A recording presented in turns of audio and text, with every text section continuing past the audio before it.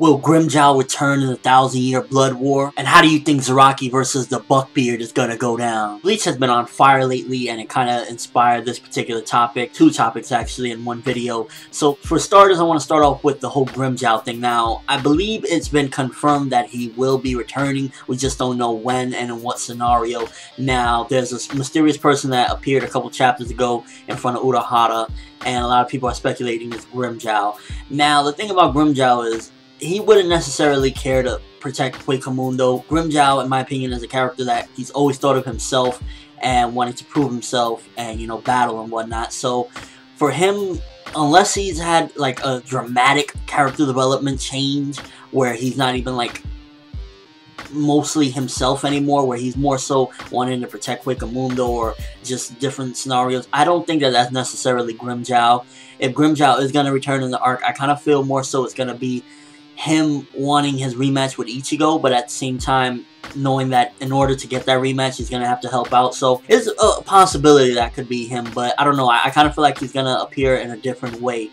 Now, we don't necessarily know when or, you know, exactly how Grimmjow is going to return, but I feel like he's going to return at the right moment when something's going to go down, and I could clearly see him saying something like, oh, you can't die before I get my rematch with you, or you can't die before we settle this fight to Ichigo.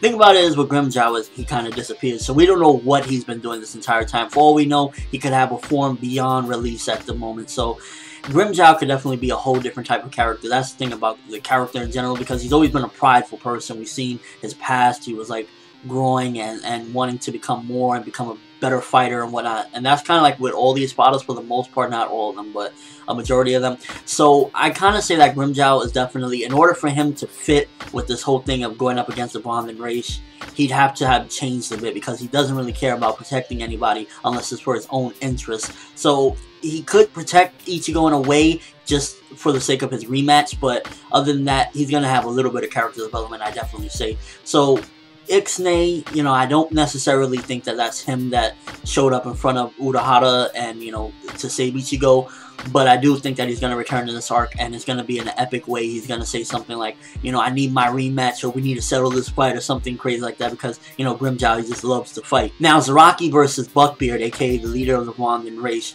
The thing about that fight is, as much as I want Zaraki to finish him off and end this war, it's definitely not going to happen, because first of all, we do know that the way stories are written with Shonen in particularly, the leader or the main character, main protagonist, has to be the one to defeat the enemy. Now, if Buckbeard isn't indeed the true villain of this arc, then yeah, Zaraki can defeat him, but I don't necessarily think that Zaraki's going to beat him. Possibly Zaraki's going to have a good time fighting him. I definitely say that. He's going to go crazy, he's going to go wild.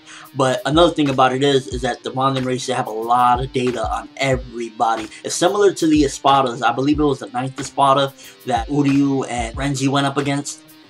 They got a lot of information on everybody, so I'm sure he knows how to counter anything that Zaraki can throw at him. But here's the thing, I highly believe that in this particular arc, Zaraki is going to go Bankai, which is going to throw people off. And I definitely say that he's going to severely injure, or at least, at the very least, injure the leader of the Vandenreich. But I don't think that he's going to be able to finish him off, because one, plot writing, you know, you got to let Ichigo do it at the end of the day, unfortunately.